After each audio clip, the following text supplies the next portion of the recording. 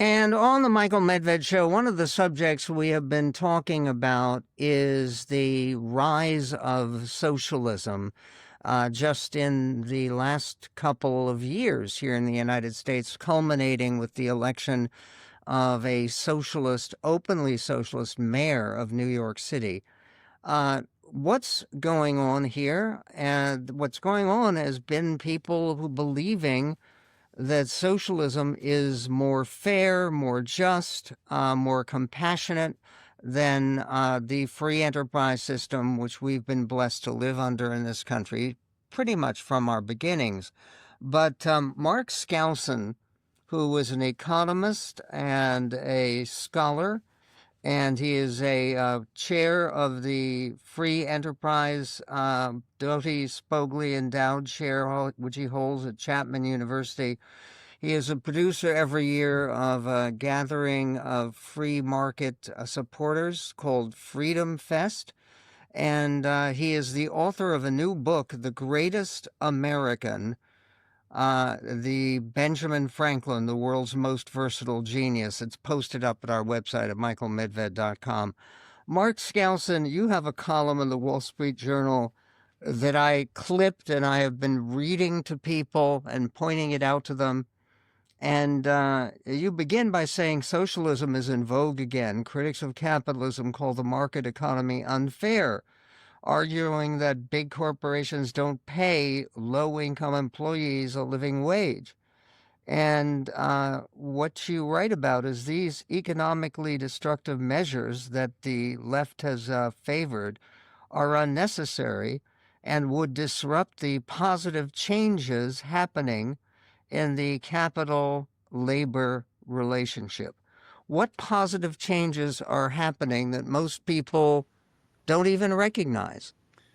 Yeah, I think the genesis of my article, which by the way was Wall Street Journal prominently displayed it on their editorial pages, their number one op-ed, and it's gotten huge response, including your willingness to have me come on the program, which is just great. Eagerness. What I was trying to show is that not just that socialism doesn't deliver the goods, but you can't get rid of a bad idea unless you have a better idea to replace it. And what's really interesting is this article is all about what major corporations, from Microsoft down to Walmart, are providing ways for low-income employees, ordinary employees, secretaries and janitors, to share the wealth. Democratic capitalism is all about sharing the wealth. So what we're talking about here are stock options, are stock grants, and 401k plans where the companies are actually contributing.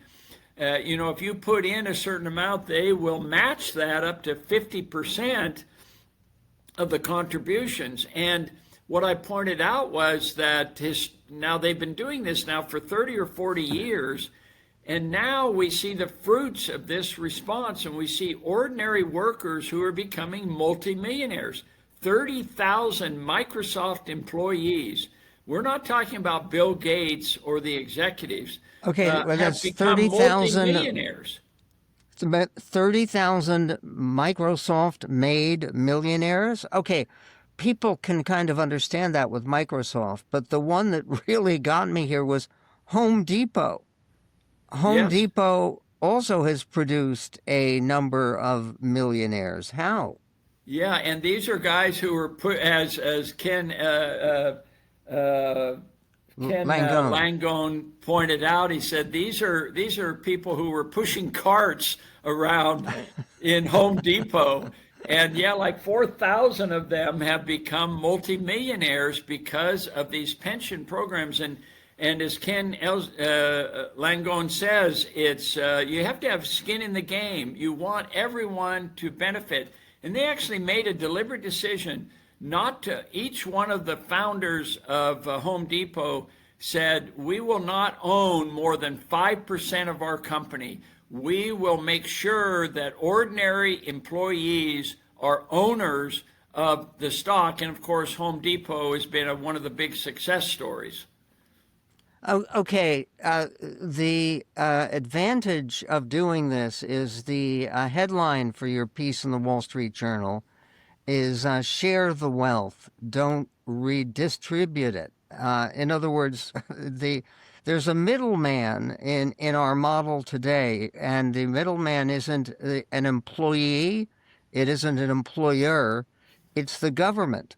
Why does it work better for the employee and the employer to work together without the government necessarily forcing any aspect of the relationship? Well, Michael, it's actually the government actually impedes this kind of sharing the wealth because, as you know, it takes out 10 to 15% of your paycheck automatically going into Social Security, which is not invested in the stock market, and Medicare as well. I mean, when you put those two together, there's nothing left to save. And so companies are encouraging people to somehow squeeze out more money in their 401k plans, which they can carry. In other words, if you quit your job and you move on to something else, you get to take the 401k with you.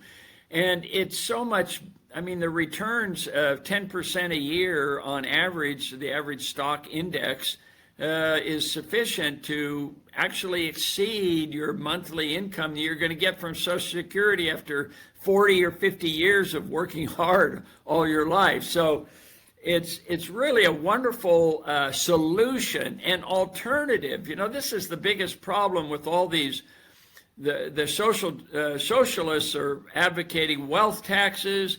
They're advocating minimum wage, all kinds of ways to profit or tax the wealthy rather than pulling up by the bootstraps the ordinary citizens. They're not, you know, yes, okay, they have the minimum wage, but you might lose your job if you're getting paid $20 an hour or $30. I think New York Mamdani wants to raise the minimum wage to $30 an hour. I mean, how many companies, even in New York, are going to pay ordinary workers $30 an hour? It's crazy. So the 401k plan and the stock options are a much better deal. And again, when reading this material that you have collated and put together, you see how much better a deal it really is. Are there any politicians, voices out there in the political sphere, either Republican or Democrat or Libertarian Party, who have taken up this cause that you advance so passionately in your piece? Well, that's a good question. I mean, obviously, I've quoted from a whole bunch of major corporations that do this. Even Elon Musk, Tesla has a very similar type of program. It's mainly major corporations. Small businesses have a hard time doing all of this stuff. It's mainly the big corporations that are doing it, but it's something that can be universal.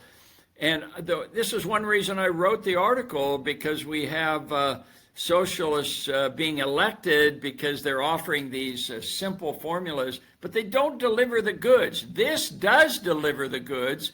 And so it would be helpful if we can get more people to see this op-ed that I've written in the Wall Street Journal. We have posted it on our website, and I do hope everybody reads it, because what it shows is big business is not the enemy of equality. It's not the enemy of economic advancement for ordinary Americans. And in fact, it is sometimes big business a means of achieving those gains toward equality. Mark Skousen, great job, and appreciate your joining us on the show.